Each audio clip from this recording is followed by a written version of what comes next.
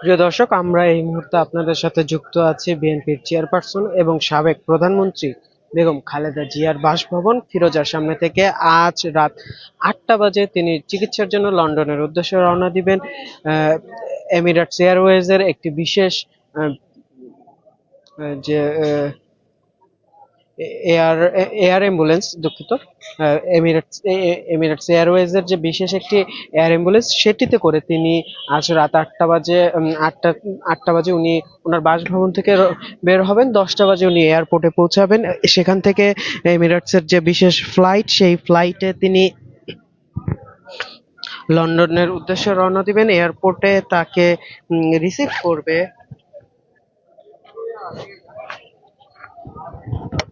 তার ছেলে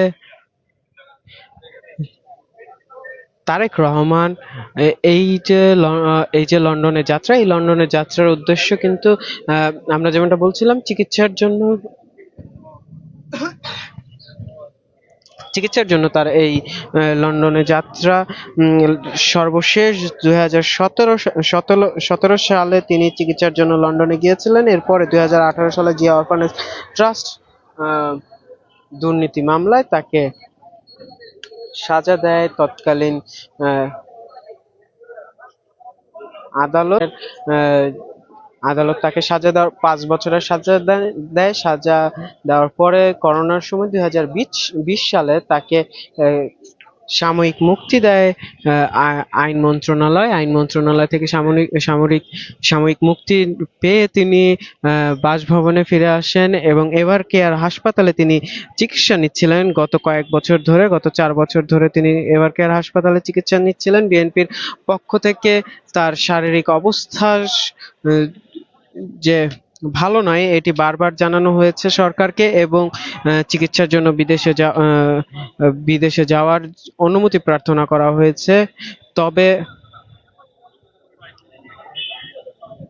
তবে তৎকালীন আওয়ামী লীগ সরকার তাকে এই অনুমতি দেননি। 5 আগস্ট ছাত্র জনতার অভ্যুত্থানের মুখে আওয়ামী লীগ সরকারের পতনের পরে সাজাপ্রাপ্ত মামলাগুলো থেকে অব্যাহতি দেওয়া হয় তাকে এবং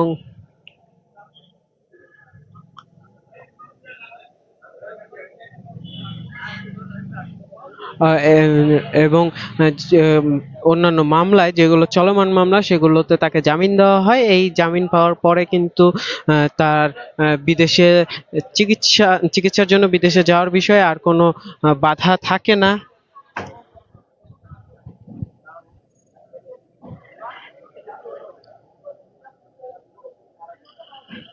আমরা এখানে দেখছি যে আজকে বেগম জিয়ার সফর উপলক্ষে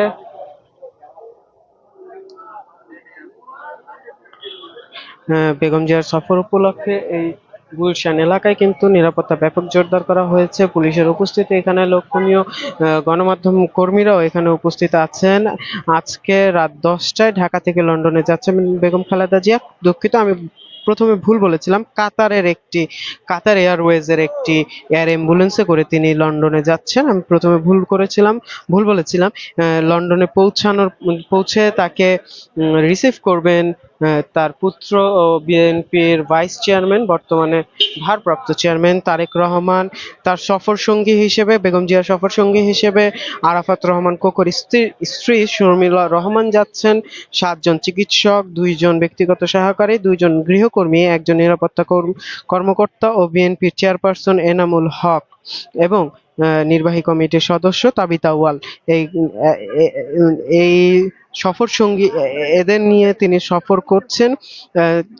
এনামুল হক গণমাধ্যমকে জানিয়েছেন তিনি লন্ডনে পৌঁছে একটি হাসপাতালে তাকে ভর্তি করা হবে, সেখানে তিনি চিকিৎসা নেবেন। এরপরে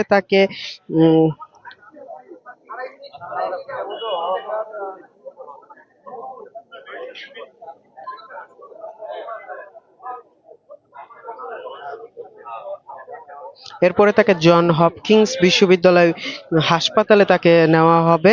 তবে প্রথমে তিনি কোথায় ভর্তি হবেন সে ব্যাপারে কোনো তথ্য দেওয়া হয়নি।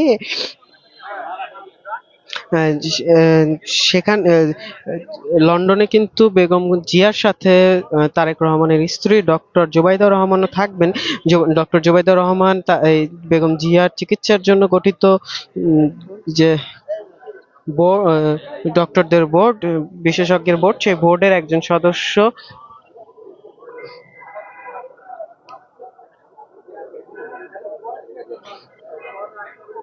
বেগম জিয়া আহ, গত চার 4 বছরের 10 দফায় এবার কেয়ার হাসপাতালে 479 দিন চিকিৎসা নিয়েছেন। কিন্তু তিনি কিন্তু পুরোপুরি সুস্থ হতে পারেননি, এখনো হুইল চেয়ার ছাড়া চলাচল করতে পারে না। তার যে সকল শারীরিক জটিলতা আছে, সেই শারীরিক জটিলতাগুলোর মধ্যে লিভার সিরোসিস বা বাত, হৃদরোগ, ফুসফুস, ডায়াবেটিস ও চোখের নানা সমস্যায় আছেন। এই এগুলোর চিকিৎসার জন্য এই সকল রোগের চিকিৎসার জন্য বিএনপির পক্ষ থেকে বারবার কিন্তু আহ,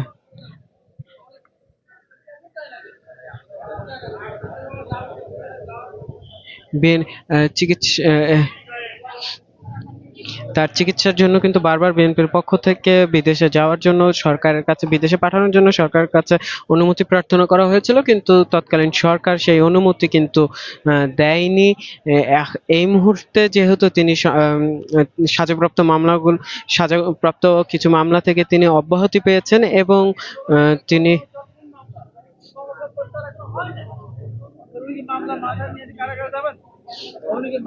মাথায় নিয়ে বাসায় উঠবেন আর সমস্ত লোকজন বলবে তারেক রহমান আইন মানে না, শাসন মানে না।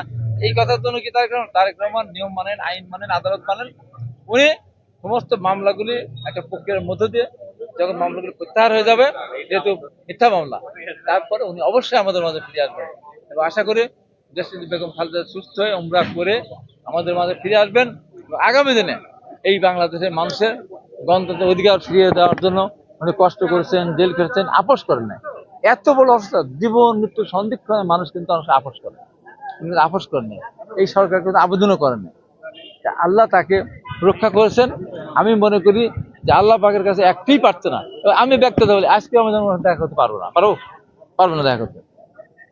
একটা দিনের জন্য আমি কোনদিন এইটা হাসপাতালের সামনে যাইনি, এবার সামনে হাসপাতাল যাইনি। ওনার মামলা যখন চলেছে আলিয়া মাদ্রাসা, একদিন আমি যাইনি। শুধু একদিন গেছিলাম, কোন পরিবার কেন যায়নি আমি জানি। ওনাকে ওই সরকার মামলা সাজা দিবে। বিডিআর মিউটিনির মামলা যে আলিয়া মাদ্রাসা হয়েছিল, সেখানে বাংলাদেশের সাবেক 3বারের সফল প্রধানমন্ত্রী মহান স্বাধীনতা ঘোষক শহীদ রাষ্ট্রপতি জিয়া রহমান সেক্টর কমান্ডার স্ত্রীর মামলা ওই জায়গায় পরিচালনা হতে পারে না। ওই জন্য আমি যাই নাই। একদিন আমাকে বলা হলো যেতে হবে, আমি তো যাবো না। কেন আমি যাবো না?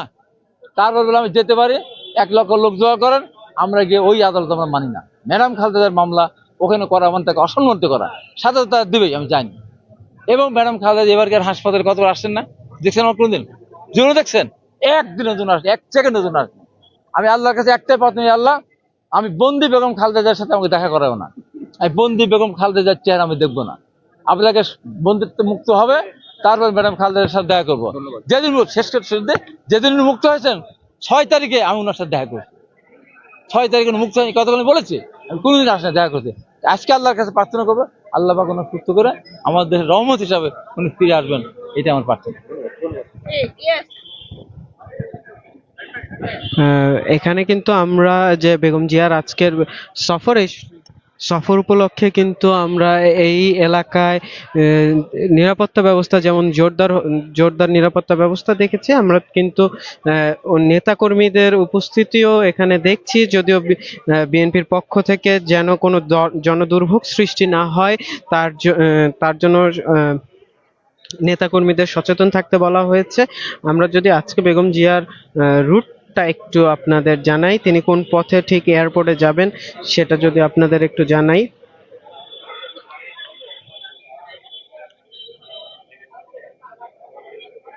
তিনি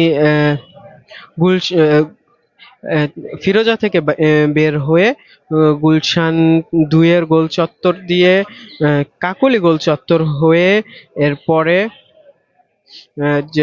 এরপরে সোজা তিনি বিমানবন্দরে পৌঁছাবেন। তিনি ফিরোজা থেকে, অর্থাৎ তার যে বর্তমান বাসভবন, সেই বাসভবন থেকে বের হবেন রাত 8টা বাজে। এরপরে তিনি রাত 8টা বাজে বের হবেন। 8টা বাজে বের হয়ে তিনি এয়ারপোর্টে পৌঁছাবেন 10টা বাজে। সেখান থেকে তিনি যে কাতার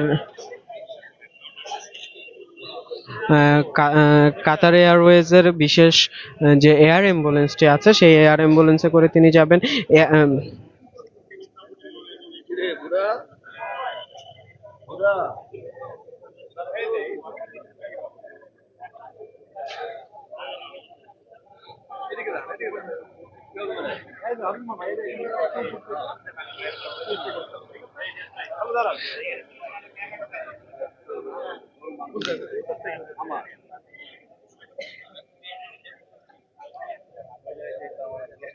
রাত 8টা বাজে তিনি গুলশানের বাসা থেকে রওনা দিবেন। কাতার এয়ারওয়েজের যে বিশেষ এয়ার অ্যাম্বুলেন্সটি আছে সেই এয়ার অ্যাম্বুলেন্সে করে তিনি ঢাকা ত্যাগ করবেন রাত 10টা বাজে। এখান থেকে ঢাকা ত্যাগ করে তিনি লন্ডনে পৌঁছাবেন। লন্ডনে তাকে লন্ডন বিমানবন্দরে তাকে অভ্যর্থনা জানাবে